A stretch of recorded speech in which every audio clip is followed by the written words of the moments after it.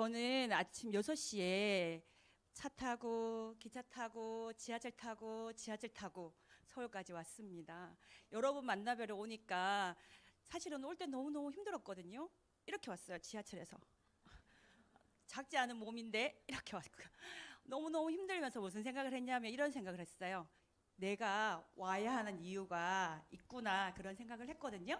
오늘 저의 강의를 듣고 와야 하는 이유를 찾아가시는 분이 많기를 바랍니다. 여러분은 세상에서 가장 무거운 이름이라고 하면 무엇이 떠오르십니까? 장미란? 아닙니다. 혹시 엄마라고 생각하시는 분 계신가요? 아니면 부모? 이 모든 말을 포함하는 단어, 저는 가장이라고 생각합니다. 저는 저의 인생 그래프입니다. 하염없이 끝없이 내려가고 있는 인생 그래프. 그 시작은 결혼이었습니다. 20대에 대학생인 남편을 만나서 공부하는 학생 뒷바라지 하면서 제가 첫 번째 가졌던 직업은 바로 가장이었습니다. 저희 가족을 위해서 남편의 공부 뒷바라지를 위해서 제가 첫 번째 했던 일은 대학교 정문 앞에서 18평의 식당을 하는 일이었습니다. 부모님이 식당을 하셨기 때문에 사실 일에 대한 두려움은 없었어요. 잘할 수 있을 것 같았고 먹는 장사하면 굶지는 않을 거라는 생각으로 용기 내어서 시작했습니다. 처음에는 3,000원도 팔고요. 2만 원도 팔고 비 오는 날은 공치는 날도 있었습니다. 그렇게 1년이 지나고 2년이 지나니까 손님을 더 받을 수 없을 만큼 18평 가게가 터져나가라 손님이 들어오기 시작했습니다. 여러분, 그러면 어떤 생각이 드세요? 대박인데? 이때 더 벌어야지 라는 생각을 하시면서 무슨 생각을 하시겠어요? 가게를 넓혀야죠. 넓혀야 된다고 생각하니까 저는 이런 생각이 들었어요. 가게를 넓히면 월세가 2배, 인건비 2배, 인테리어 비용 올라가고 권리금 올라갑니다. 여기까지도 괜찮았어요. 수입이 늘어나면 되니까. 그러나 대학교 정문 앞, 대학교는 7개월만 장사가 가능합니다. 5개월은 학기 중에 아이들이 다 집으로 돌아가면서 방학이라는 긴 터널이 있습니다. 그 방학 동안 5개월 동안 저는 마이너스 600만 원에서 800만 원에 가까운 돈을 지출해야지만 7개월 동안 그 돈을 메꿀 수 있습니다. 고민하던 저는 이런 리스크를 굳이 감당할 필요가 없다고 생각했기 때문에 가게를 정리하고 넘겼습니다. 두 번째 직업을 가질 때 저희 집 식구는 그 사이에 4명이 되었습니다. 저는 2명의 가장이 아니라 4명의 가장이었습니다. 더 이상 실수도 없었기 때문에 저는 바로 국내 브랜드 유아복 프랜차이즈를 시작했습니다. 식당보다는 손님이 훨씬 적었지만 저는 좀 편했어요. 왜냐하면 프랜차이즈의 장점이 뭐예요? 물건 다 가져다 주고 다 정리해주고 그리고 저는 판매만 하면 됐기 때문에 사실은 처음에는 할만하다고 생각했었어요. 왜냐하면 지출은 훨씬 적었기 때문에 혼자만 열심히 하면 괜찮았어요. 역시 열심히 살아가는 저는 1년 동안 단골을 1명, 2명 만들었어요. 단골이 1명, 2명 만들어서 1년쯤 지나갔을 때 저의 의지와 상관없이 국내에 외국 브랜드 프랜차이즈가 들어오기 시작했습니다. 저희 단골 손님이었던 젊은 엄마들은 하나 둘 다 외국 브랜드로 옮겨가시더라고요. 저의 판매 전략, 친절 아무 소용이 없더라고요. 제품에 밀리고 인지도에서 밀리니까 어느 한순간에 그 많던 손님들은 뚝 떨어지기 시작했고 저에게 남은 건 2월 상품, 재고, 그리고 늘어나는 한숨이었습니다. 더 이상 가게를 유지한다는 건 저로서는 리스크가 점점 더 커진다고 생각했기 때문에 저는 가게를 정리했습니다. 저의 3번째 직업, 전혀 다른 직업을 선택하게 됩니다. 식당과 프랜차이즈 판매업하고 전혀 상관없는 저는 공부를 선택했습니다. 왜냐하면 식당을 해보니 제가 다 번 돈은 건물주가 가져가시더라고요. 월세로 가져가시고 프랜차이즈를 열심히 했더니 역시 그 돈은 본사로 다 들어가더라고요. 3번째 제가 선택한 건 내가 공부해서 내가 브랜드가 되어야 되겠다 생각을 하고 30대 후반에 대학원을 진학하게 됩니다. 금액이 작지 않죠. 1,500만 원에서 2천만 원 정도, 공부하는 기간 논문까지 3년 정도 걸립니다. 이렇게 시간을 들여서 저는 학위를 받았고 수백 시간의 수련 시간을 통해서 자격증을 취득하게 됩니다. 그리고 지역에서 인지도가 있는 국립초등학교에 상담실 위클래스 상담사로 취업을 하게 되었습니다. 많은 사람들이 부러워하셨어요. 77대 1의 경쟁률을 뚫고 들어갔으니까 사람들이 다들 부러워하셨어요. 저도 앞이 창창할 거라고 생각했습니다. 첫 번째 월급 통장에 들어온 돈은 187만 원. 정말 깜짝 놀랐습니다. 제가 식당 할 때 하루 동안 버는 돈보다도 훨씬 적은 돈이 월급으로 들어왔기 때문에 너무 놀랐습니다. 그렇지만 선생님들께서 말씀하셨어요. 무기계약직이 되면 너무너무 괜찮대요. 월급도 오르고 평생 내가 퇴직할 때까지는 월급이 보장이 된대요. 저는 1년을 기다려 보기로 했습니다. 무기계약이 되고 첫 번째 월급 받는 날, 저는 더 기절할 뻔했습니다. 189만 원. 2만 원을 더 주신 거였어요. 그래서 저는 바로 행정실로 내려갔어요. 선생님, 제가 이 일을 10년을 하면 월급이 얼마예요? 라고 물었더니 선생님께서 저에게 이렇게 말씀하셨어요. 선생님, 수당이 30만 원 더 붙어서 219만 원이 됩니다. 라고 말씀하셨어요. 사실 저는 그때 너무 충격이었어요. 사실 그 전에 다 자영업을 했기 때문에 월급을 받아본 사람이 아니잖아요. 그리고 저는 다들 너무 부러워하는 무기계약직이라 정말 엄청난 돈을 주는 줄 알았어요. 그런데 교통비 빼고 왔다 갔다 하는 경비 다 빼고 나니까 그 189만 원도 다 제 것이 아니더라고요. 그래서 무기계약 첫 번째 월급 받는 날 사표를 냈습니다.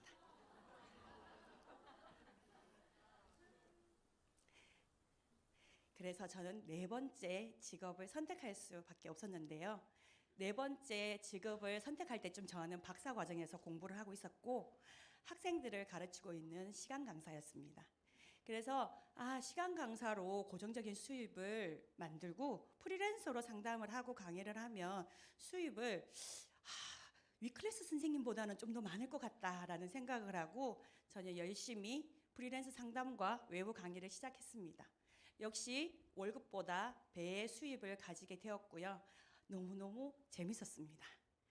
하루하루 슬픈 이야기를 듣는 건 힘들었지만 수입을 내가 조절할 수도 있었고 또 내가 시간을 마음대로 쓸 수 있었고 저는 정말 이건 너무 괜찮은 직업이라고 생각했어요. 그때쯤 밑에 보이시나요? 강의 평가 99점. 저는 몇 년간 강의하는 동안 강의 평가를 99점 받는 잘 나가는 강사였습니다. 그래서 괜찮겠는데? 앞으로 10년 정도는 할 수 있겠는데? 라고 생각할 때 그때쯤이었습니다.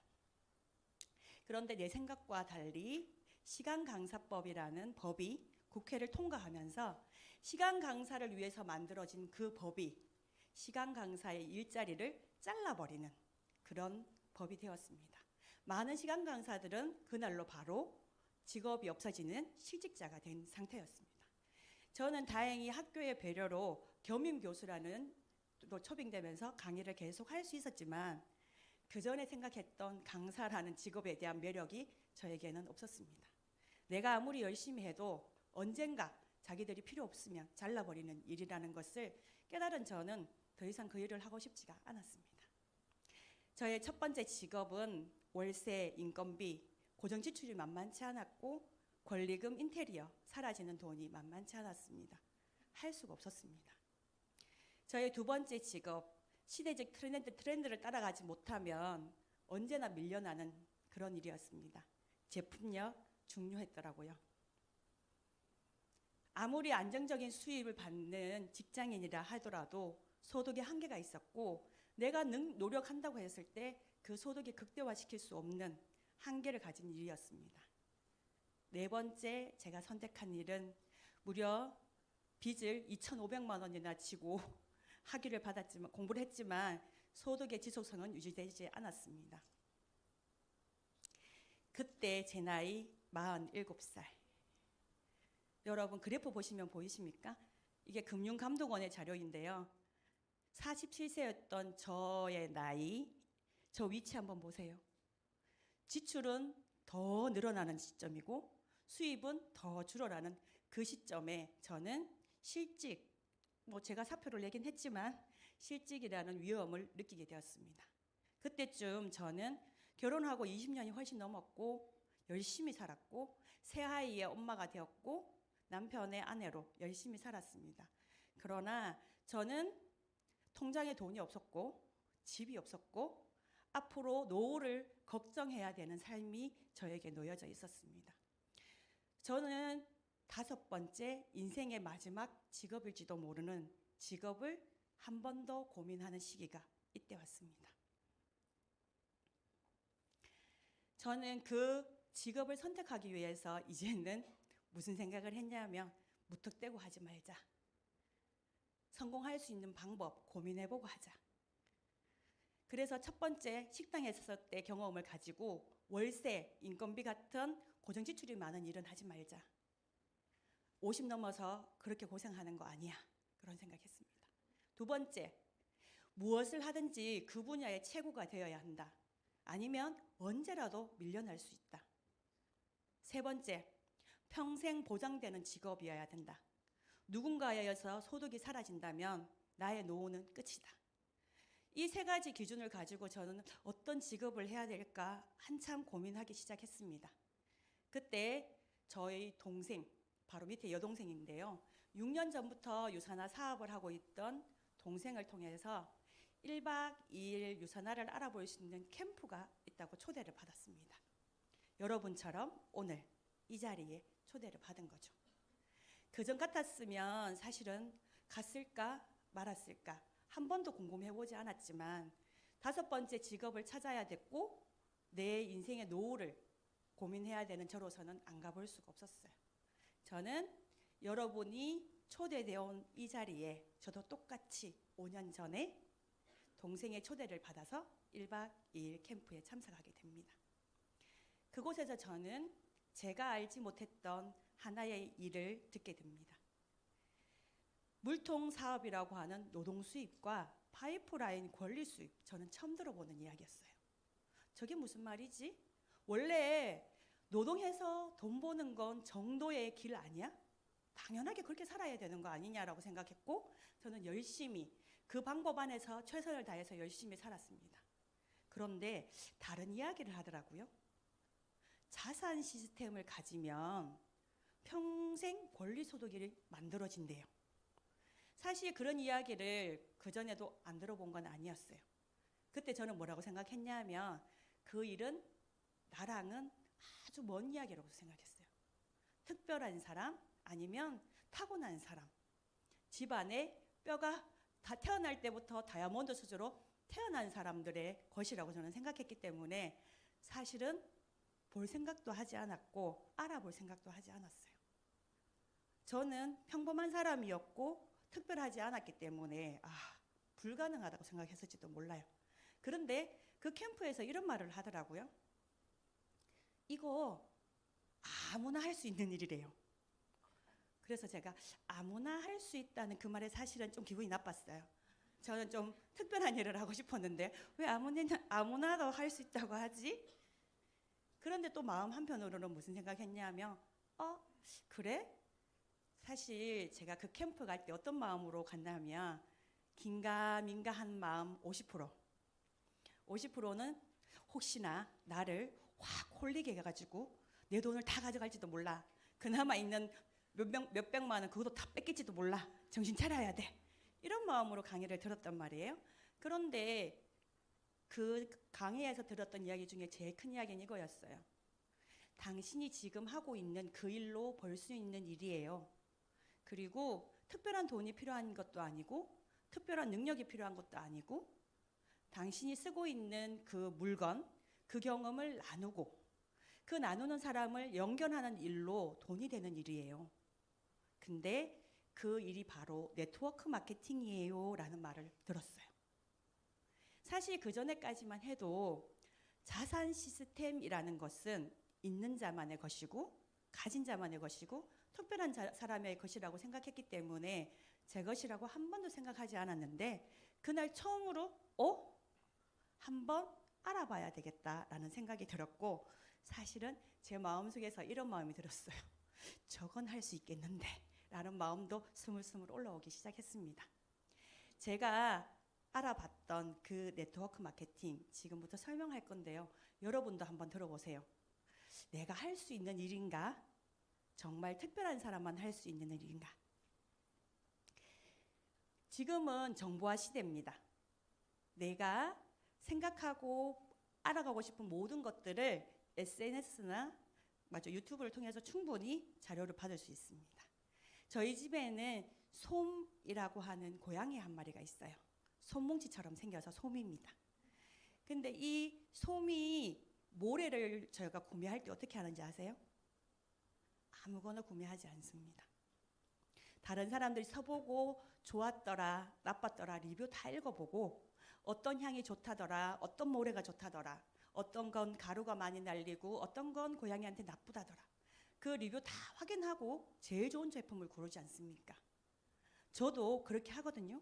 그런데 내가 가지고 있는 정보를 공유하고 다른 사람의 정보를 공유받아서 내 삶을 좀 더 윤택하게 살아가게 하는 거, 그게 네트워크 마케팅의 처음 하는 일이었어요. 저도 하고 있는 일이었던 거예요. 그래서 그렇구나, 내가 하고 있던 일이 비즈니스가 된다고? 그 생각이 바뀌는 순간이었습니다. 경험만 하는 게 아니라 경험한 사람들이 이제 3, 3, 5연 모여서 뭐예요? 동호회라는 거를 하죠. 제 대학 동기가 그 티코 동호회가 있거든요. 티코 혹시 아시는 분 계세요? 연식이 조금 되신 분인데요. 그 친구 그 티코 동호회를 하고 있기 때문에 집에 그 티코를 아직도 가지고 있어요.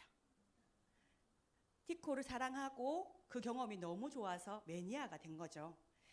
우리도 그래요. 어떤 제품을 써보고 너무 좋으면 공유하기도 하지만 제가 매니아가 되기도 합니다. 이렇게 어떤 제품을 사랑하게 되고 매니아가 되는 그 일, 그게 네트워크 마케팅의 시작입니다. 이렇게 쓰다 보면 온라인, 오프라인 할 것 없이 우리가 소비한 금액의 몇 프로를 포인트로 적립해 주잖아요. 그죠? 그 적립해 주는 게 너무 당연하죠. 커피, 카페 가면 쿠폰 10개 찍으면 아이스 아메리카노 한 잔 공짜로 받잖아요. 그런 것처럼 포인트, 마일리지, 캐시백 너무나 당연한 시대가 되었습니다.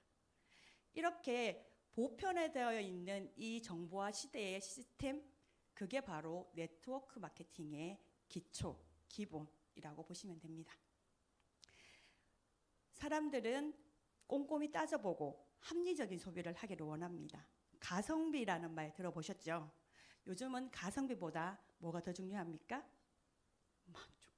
우리가 사람의 트렌드는 이렇게 바뀌어갑니다. 지금의 트렌드는 내가 쓰고 있는 것, 그것으로 끝나는 게 아니라 다시 돌려받는 일, 그게 비즈니스가 되고 소득이 될 수 있는 일, 그게 네트워크 마케팅입니다. 내가 제품을 써보고 그 경험을 나누는 일. 그랬더니 어떤 사람이 이렇게 말해요. 그 제품 나도 한번 써보고 싶어요. 저는 그 제품을 필요로 하는 소비자와 회사를 연결해주는 플랫폼의 역할을 하게 됩니다. 그러면 회사에서 광고비도 들지 않았고 유통비도 들지 않았기 때문에 저에게 소득을 다시 캐시백으로 다시 돌려주는 시스템. 그렇기 때문에 소비자가 사업자가 되고 사업자가 소비자가 되는 시스템입니다. 제가 첫 번째 직업에서 제일 힘들었던 게 월세였잖아요. 인건비. 월세 없는, 가게 없는 사업입니다. 이 사업은 월세도 없고 가게도 없으니까 인테리어비, 사라질 권리비 이런 게 없습니다. 그리고 수익의 일부분을 우리 소비자인 사업자에게 계속 돌려주기 때문에 소득은 계속 발생할 수 있습니다. 이렇게 나처럼 제품을 먹고 쓰고 나누는 사람들이 1명, 2명 많아지면 그룹이 형성되고 그 그룹에 대한 유통 인프라를 나에게 자산 시스템으로 인정해 주는 것, 그게 바로 네트워크 마케팅입니다. 여기까지 들어보시니 특별한 사람만 해야 되는 일인 것 같아요? 보통 사람이 할 수 있는 일인 것 같아요? 맞죠? 보통 사람도 할 수 있는 일. 제가 그걸 깨달았다는 거예요. 그렇다면 이거 할 수는 있겠어. 근데 전망이 있어야 되지 않아? 앞으로 괜찮은 일이어야지. 제가 두 번째 했던 기억나세요? 트렌드를 읽지 못해가지고 실패했던 사업 있잖아요. 제가 그거 경험을 가지고 이 시장에 대해서 한번 알아봤던 거예요. 네트워크 마케팅 시장 2015년도에는 세계 시장이 211조 시장이었어요. 그런데 현재 2022년 기준으로 244조로 성장하고 있고요. 여기는 조금밖에 덜 놀라는데요. 한국을 보면 조금 상황이 달라져요. 2015년 대한민국의 네트워크 시장은 5조 2천억 원이었습니다. 그런데 2022년 기준 24조 원을 달성했고요. 지금 2030년 기준으로는 30조 원을 달려가고 있습니다. 그 말은 뭐예요? 다 안 되고 다 힘들고 다 마이너스가 난다는 이 시대에 플러스를 유지하고 있는, 그것도 급성장하고 있는 시장이라는 것을 여러분이 아실 수 있을 겁니다. 자, 이제 네트워크 마케팅 해볼 만하네. 그런 생각 드시나요? 그렇다면 여러분, 성공할 때는 성공하는 데는 이유가 있고 실패하는 데는 실패하는 이유가 있습니다. 성공률을 높이고 실패율을 낮추기 위해서는 세 가지 기준이 정말 중요하게 필요합니다. 회사에 대해서 탄탄한 회사인지 정확하게 알아보셔야 되고요. 두 번째, 내가 먹고 쓰는 제품, 내가 소개할 제품이 최고여야 되겠죠. 제가 최고 아닌 제품으로 사업하다가 한번 망해봤잖아요. 저는 최고가 아니면 안 합니다. 세 번째, 충분하게 돈이 되는 일인가? 당연하죠. 제가 이거 자선사업 하는 거 아니잖아요. 소득이 되어야 되고 나에게 유통 시스템을 만들어 줘가지고 권리소득을 만들어야 되는 일이기 때문에 돈이 되는가? 이 세 가지를 꼭 알아보셔야 돼요. 첫 번째, 회사에 대해서 제일 잘 알아볼 수 있는 방법은 어떤 목적으로 회사가 만들어졌는가를 보시면 알겠죠. 유산화는 비전이라고 해서 이렇게 돼 있어요. 유산화 제품을 먹는 모든 사람은 세상에서 가장 건강한 가족으로 만들겠습니다 라는 게 창립자의 비전입니다. 이 회사 무슨 회사 같아요? 사람을 건강하게 만드는데 관심 있는 회사구나. 맞습니다. 세포과학 뉴트리션 전문 회사입니다. 이 회사에서 만든 창립자가 미생물학, 면역학, 세포과학자이십니다. 세계에서 세포라고 하면, 둘째라고 하면 서러울 만큼 유명하신 분인데요. 이분이 세상의 모든 사람이 건강해지기를 바라는 마음으로 혈액암 진단시약인 웹스타인바 뿐만 아니라 많은 진단시약을 만들었어요. 왜요? 빨리 병을 찾아가지고 그 병을 낫게 해주면 사람들이 건강해질 거라고 생각하신 거죠. 그런데 본인의 어머니도 본인의 형제도 암으로 돌아가시는 걸 보면서 진단하는 것도 너무너무 중요하지만 병에 걸리지 않도록 미리 적극적으로 예방할 수 있다면 그게 더 좋은 일이 아닐까라고 생각하고 만든 회사가 바로 유산화 헬스 사이언스, 뭐예요? 건강을 위한 과학이 기초로 한 영양제 회사입니다. 이런 철학과 비전은 어디에서 빛을 발하느냐 하면 시설부터 볼 수 있습니다. 유산화는 건강기능식품 회사입니다. 의약품 회사가 아니죠. 그렇기 때문에 의약품 기준에 따라서 모든 시설을 만들거나 할 필요는 없습니다. 식품 회사 기준에만 맞춰서 시설을 만들면 되잖아요. 그러나 차별성을 위해서 식품 이상, 영양 이상 의약품 기준으로 시설을 만들고 의약품 기준에 따르는 FDA 시설 허가를 가지고 있습니다. 그런 사람이 만든 회사의 제품, 원료는 대충 볼까요? 아니죠. 원료를 엄격하게 검수하고 1000번 이상의 테스트를 통해서 안전한 제품과 사람들의 우리 제품을 먹는 모든 사람이 건강할 수 있는 가족을 만들 수 있도록 제품을 만드는 데 집중하겠죠. 회사는 마인드가 좋은 것 같아. 알았어. 그러면 회사는 안전할까? 그 안전성은 바로 증시에 상장되어 있는지를 보면 제일 잘 알 수 있는데요. 우리가 생각하는 것 이상의 까다로운 조건을 가지고 있기 때문에 우리는 그걸 다 테스트하기 전에 뉴욕 증시에 상장되어 있구나 하면 어떻게 생각해요? 오, 탄탄한 회사구나 라고 알 수 있잖아요. 탄탄한 회사로 상장되어서 60배 성장하고 있는 회사입니다. 이렇게 건강에 진짜 관심이 많은 회사다 보니 그냥 영양제만 만드는 것이 아니라 기능의학 병원을 가지고 있습니다. 수술 이런 방법을 통해서 환자를 치유하는 것이 아니라 좋은 영양 그리고 독소 배출 이런 영양을 통해서 퇴행성 질환을 치료하는 병원을 가지고 있습니다. 여기까지 보시니까 회사는 어떠신 것 같아요? 오, 괜찮네. 마인드도 좋고 탄탄한 것 같아. 통과. 그럼 두 번째가 뭐예요? 제품이죠. 제품군은 어떻게 되어 있냐면 뉴트리션 영양제, 클린 다이어트 조금 전에 설명하셨죠? 다이어트. 세 번째 처음에 체험 사례 하신 것처럼 화장품 이렇게 세 가지로 나눠져 있습니다. 이 세 가지를 보면 제품이 왜 저기 세 가지밖에 없지? 라고 생각할 수도 있지만 이유가 있습니다. 네트워크 마케팅 시장에서 73%가 바로 영양제와 화장품으로 유통되고 있습니다.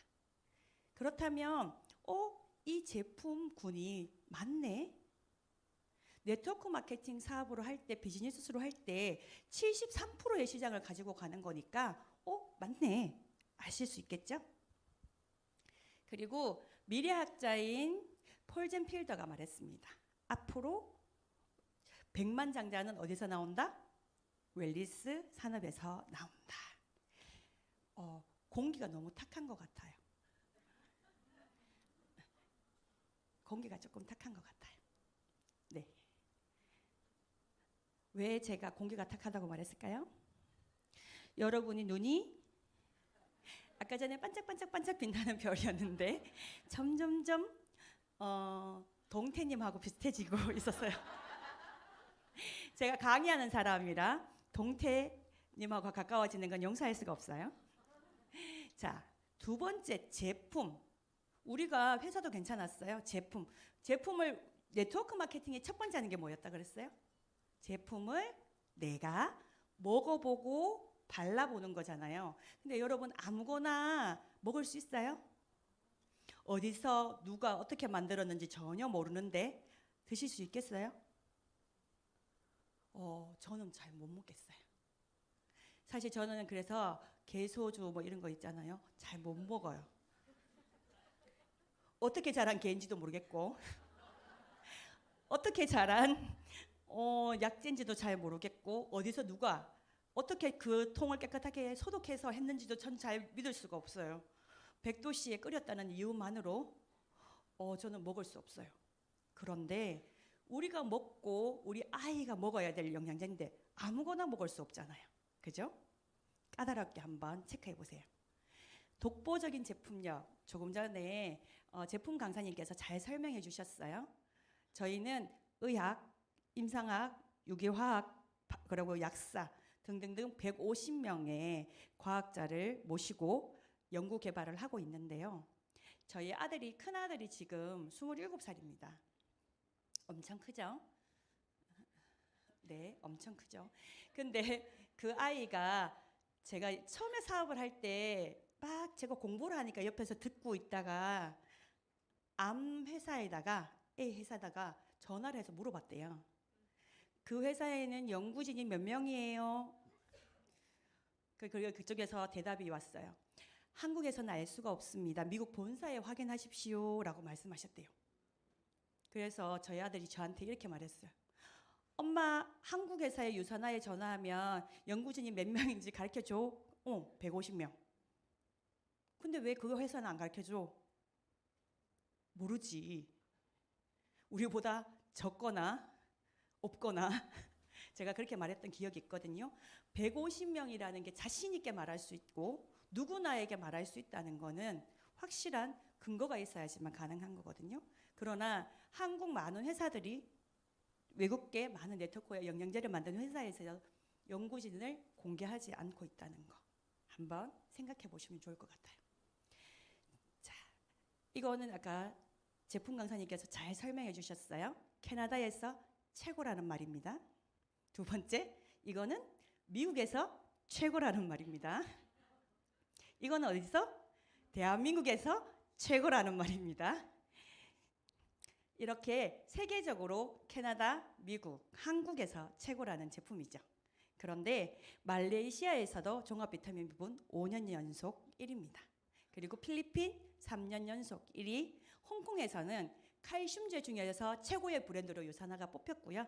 태국에서는 코엔자임 Q10이 최고의 브랜드로 뽑혔습니다. 유산화가. 그만큼 지금 전 세계적으로 아시아까지 유산화가 알려지고 있고 최고라고 말하고 있습니다. 스포츠 선수들이 믿고 먹는 제품입니다. CPS, PDR 아까 전에 제품 강사님께서 잘 설명해 주셨는데요. 여기에 등재된다는 것은 사실 의약품이 아닌 건강기능식품으로 그냥 올라갈 수는 없습니다. 어떤 기준이 있어야 되냐면 안전성에 대한 평가가 있어야 됩니다. 왜냐하면 건강기능식품은 기준이 의약품보다 낮기 때문에 제조 과정, 성분의 안전성, 용량 평가를 거쳐가지고 부작용, 요해한 영양이 없음을 입증할 때만 들어갑니다. 그러면 유산화 제품이 이 책에 들어갔다는 건 뭐예요?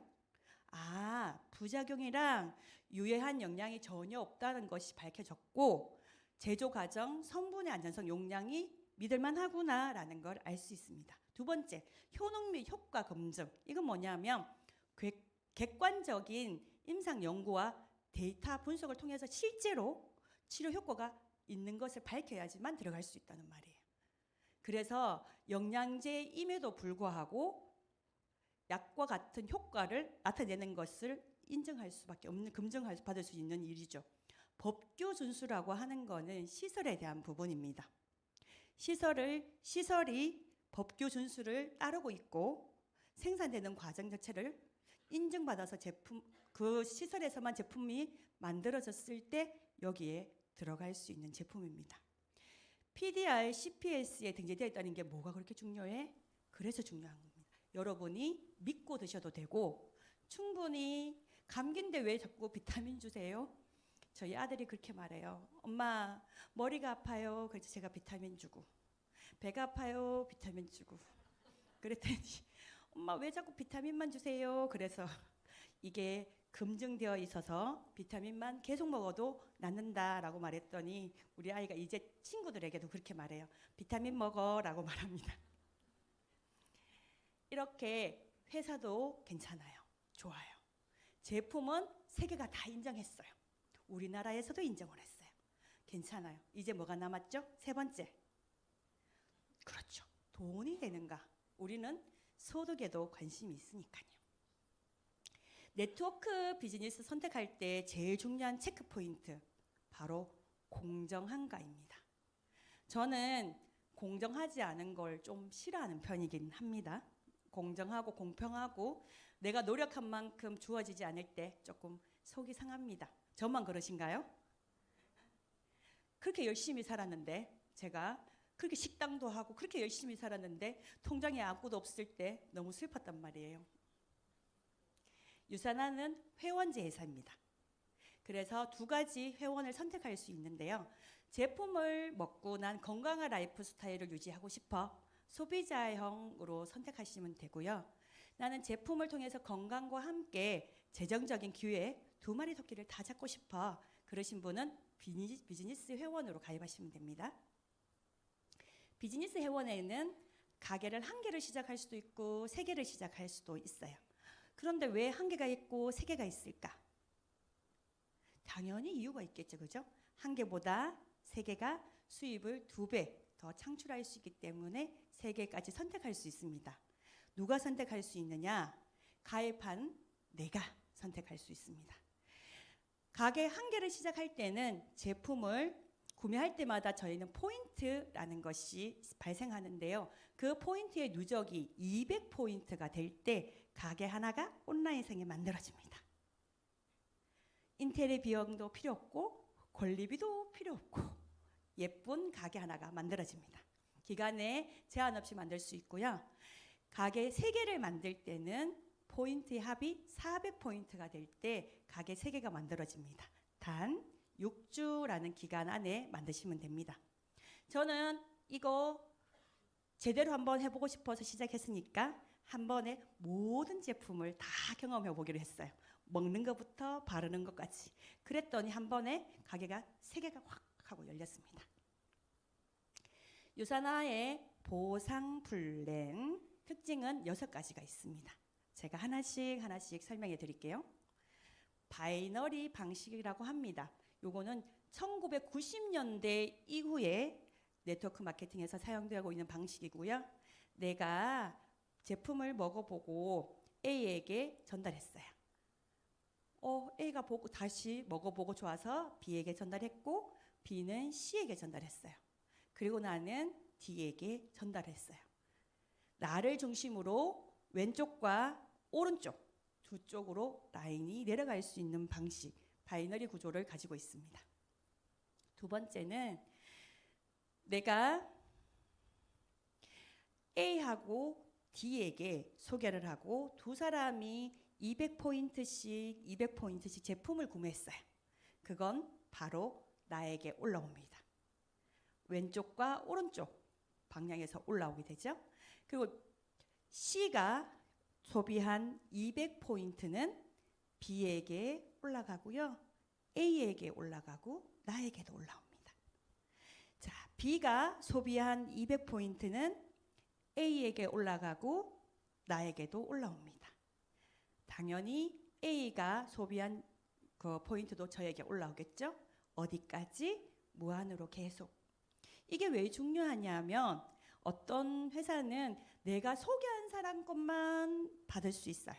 아니면 나로부터 몇 명까지만 받을 수 있어요. 이런 제한이 있지만 유산화는 무한 깊이 대수 상관없이 계속 포인트가 공유됩니다. 세 번째, 일요일부터 토요일 1시까지 포인트가 누적이 되면 이 점수에 대한 포인트를 돈으로 환산해서 그 다음 주 금요일 아침 8시 30분쯤 되면 돈이 들어와요. 이게 어떤 기분이냐 하면 저는 요즘 그래요. 리더님 여러분, 제가 그 무기계약직이 되고 첫 번째 받았던 월급이 얼마인지 기억하시는 분 계신가요? 가게를 정말 잘 듣고 계셨군요. 저는 눈이 동태님하고 가까워지셔서 못 알아듣는 줄 알았더니 잘 듣고 계셨네요. 189만 원을 매주 금요일 8시 30분에 받으면 어떨 것 같으세요? 제가 요즘 그렇게 살고 있어요. 교감 선생님을 비웃으면서. 매주 일주일 동안 만들었던 포인트는 저에게 돈으로 금요일 날 매주 지급됩니다. 이 말은 한 달에 한 번밖에 아무리 8시간씩 매일 출근해도 변하지 않았던 저의 월급을 제가 한 주에 한 번씩 받는 월급으로 바꾸는 너무 괜찮은 일이죠. 근데 여기 보면 주정산, 주지급이라고 되어 있습니다. 정산과 결산의 차이를 아시나요? 결산, 왠지 마침표를 팍 찍는 느낌이잖아요. 끝! 이고요. 정산은 오늘까지, 내일은 거기서부터 시작. 이렇게 생각하시면 돼요. 이게 오늘까지 생각하고 했지만 0이 되는 건 아니에요. 그런 개념입니다. 자, 네 번째 특징은 동일한 비율로 지급해주는 수당이라는 말인데요. 소실적의 20%를 동일하게 여러분에게 돌려줍니다. 저건 또 무슨 말이야? 점점점 어려워지고 있죠. 걱정하지 마세요. 이제 2개밖에 안 남았어요. 타사는 매출에 내가 나를 통해서 제품을 구매한 모든 금액에 따라서 차등해서 지급을 줘요. 이번 달에 제가 나를 통해서 먹은 제품들이 1,000만 원이 됐다. 그럼 3%를 주는 거예요. 그럼 2,000만 원이 되면 6%를 주는 거예요. 아, 괜찮은 것 같아요. 그러면 내가 이렇게 물어볼게요. 1,950만 원을 매출이 일어났어요. 그러면 3% 주는데 괜찮으세요? 보세요. 다들 갑자기 안 괜찮대요. 왜 안 괜찮아요? 아니, 이쪽이 더 가깝잖아요. 이쪽보다는. 그러면 최소한 11%를 해줘야 되잖아요. 라고 생각하겠지만 3%를 준단 말이에요. 그럼 어떤 마음이 드세요? 아이고 50만 원 사지 뭐.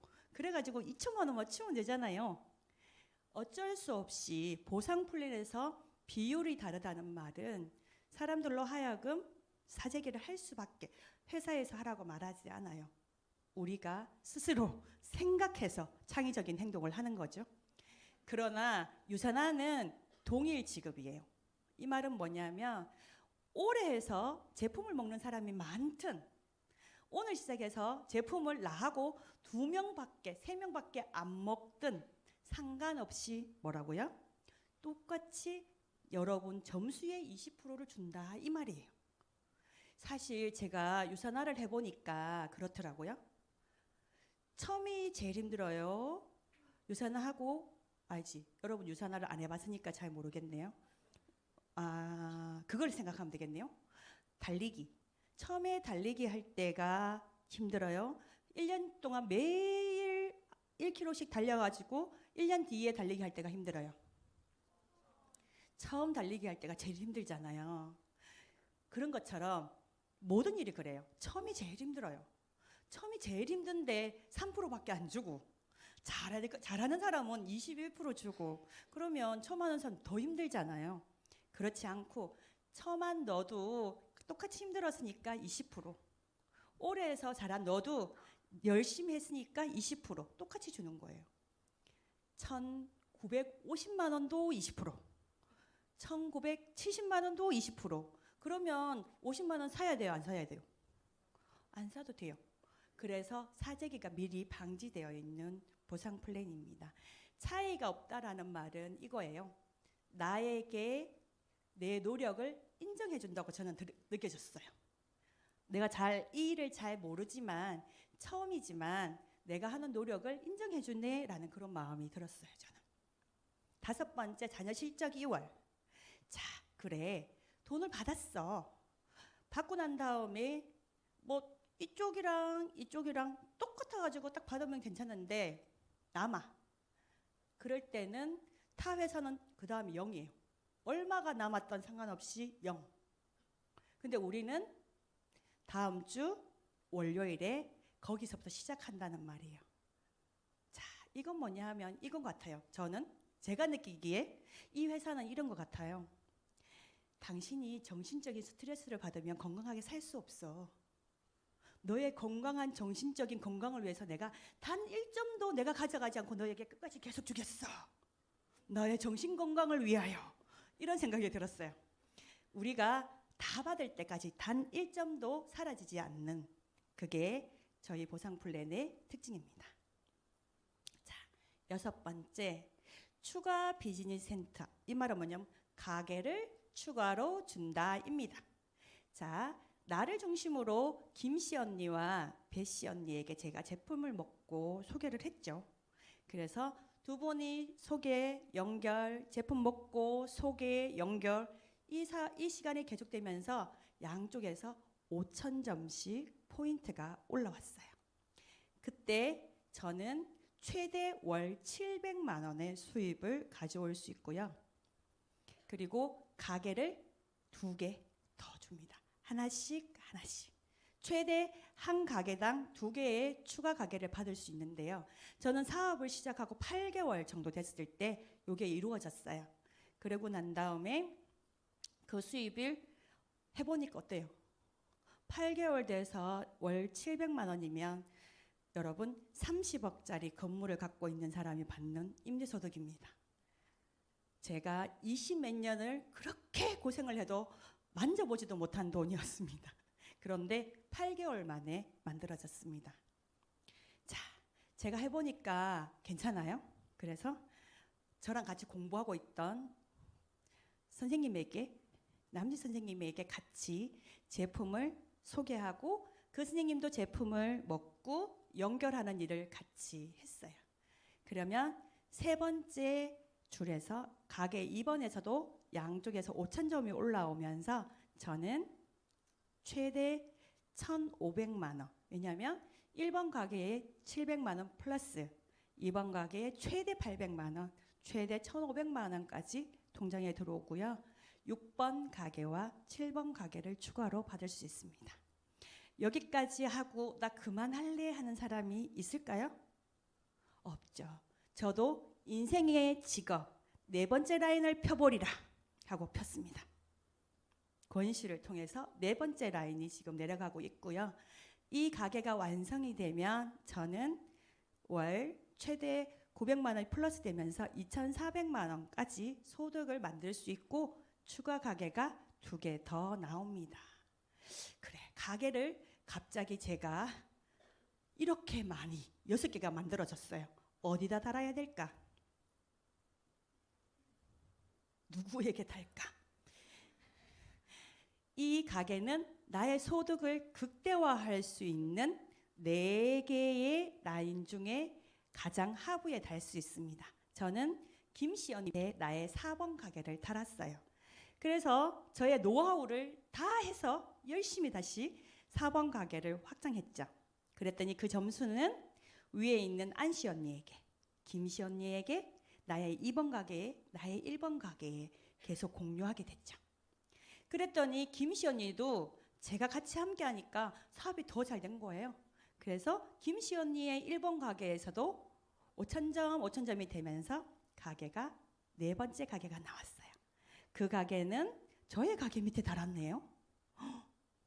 안시 언니가 4번 가게가 나오면서 우리는 어떻게 됐어요?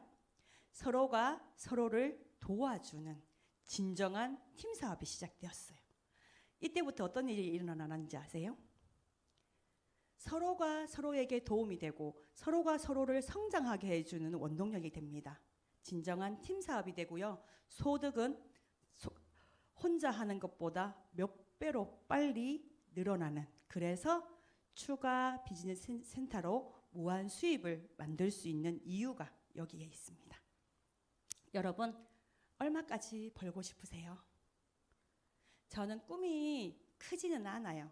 그래서 저기 5스타까지는 꿈꿔보시지는 않았지만 이 모으는 돈을 다 여러분이 원하는 만큼, 원하는 속도로, 원하는 시간을 투자해서 일을 할 수 있습니다. 그런데 조건은 딱 하나, 25만 원에서 50만 원의 제품을 먹고 뭐하기? 건강하기. 내 몸이 건강한 것이 이 일의 조건입니다. 아시겠죠? 보상 플랜도 되게 합리적이고 공정한 것 같아. 그런데 보너스는 더 기가 막힙니다. 평생 매칭 보너스. 혹시 보험회사에서 이런 콜 받아보신 적 있으세요? 등록만 해줘. 3개월만 다녀줘. 이런 말 들어보신 적 있으세요? 저는 그런 콜을 엄청 많이 받았거든요.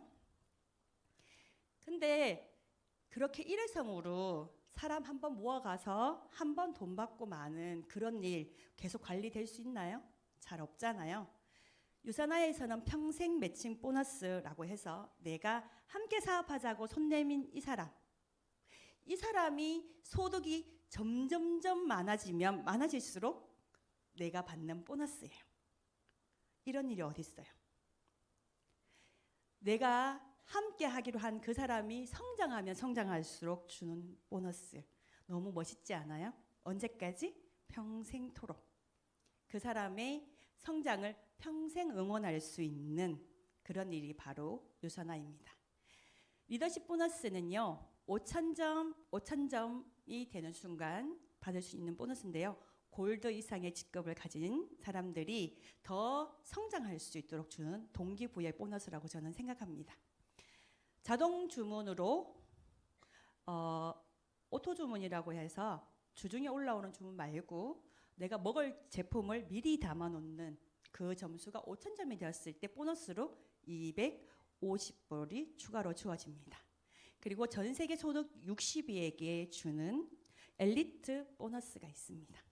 내가 작년보다 더 예뻐지고 작년보다 더 성장했다고 누가 선물 주는 경우 없잖아요.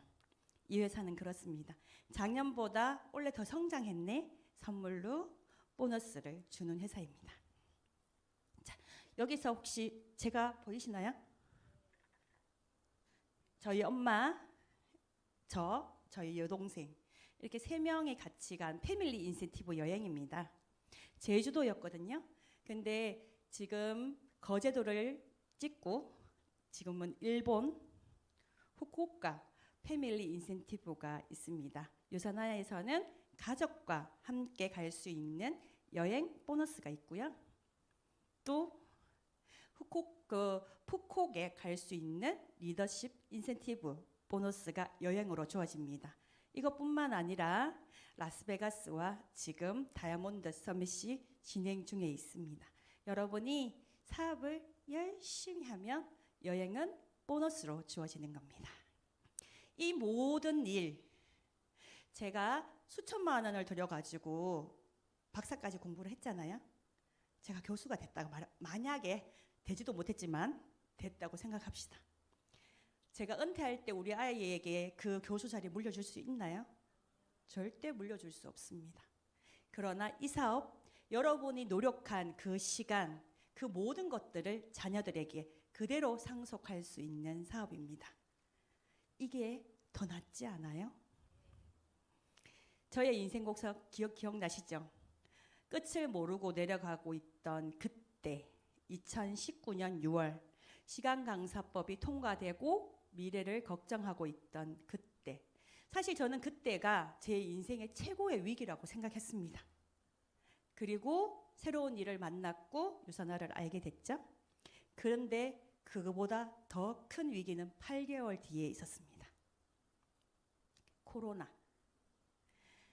제가 유선화 사업을 하고 8개월쯤 되었을 때 코로나가 전 세계에 확산되기 시작했습니다. 사실 한두 달쯤 가다가 우리 그만둘 줄 알고 처음엔 너무 재밌게 놀았잖아요. 그런데 이게 재확산을 경험하면서 2년이라는 시간 동안 확산되고 있었습니다. 만약에 제가 이때 심리 상담사로 계속 있었다면 어떤 일이 있었는지 제가 설명해 드릴게요. 상담사는 사람을 만나서 상담을 해야지만 돈이 들어옵니다. 상담사는 사람을 만나서 강의를 해야지만 돈이 통장에 들어옵니다. 그런 상담사에게 집 밖에 나가지 말아라. 사람을 만나지 말아라. 그 말은 뭐예요? 수입이 0원이 되는 겁니다. 제 동기들 같이 공부했던 모든 상담사들이 2년 동안 소득이 0원이었습니다. 여러분, 저는 저희 집의 가장이었죠. 제가 2년 동안 수입이 0원이었다. 그랬다면 2024년 1월 저는 아마 이걸 고민하고 있을 겁니다. 파산을 해야 되나? 이자를 어떻게 계산해야 되나? 장기를 하나 팔아야 되나? 아마 그런 고민까지 하지 않았을까 저는 생각합니다. 그때 제가 만난 유선화를 통해서 저는 그래프가 확 올라갔죠. 그리고 코로나 시절에 저는 이렇게 생각했어요. 제가 8개월쯤 됐을 때 1번 가게가 완성이 돼서 월 700만 정도 돌았다고 했잖아요. 그 돈이 한 달쯤 지나면 안 들어올 줄 알았어요. 그런데 그 돈이 2년 동안 꾸준히 줄지 않고 들어왔어요. 그때 저는 무슨 생각했는지 아세요? 신이 나에게 주신 기회라고 생각했어요. 왜냐하면 우리 가정이 굶어 죽지 말라고 신이 주신 기회가 아닌가. 그때 코로나 때요. 저희 가족은 사실 저희는 하루 벌어서 하루 먹고 살아야 됐기 때문에 여행은 사실 엄두를 낼 수가 없었어요.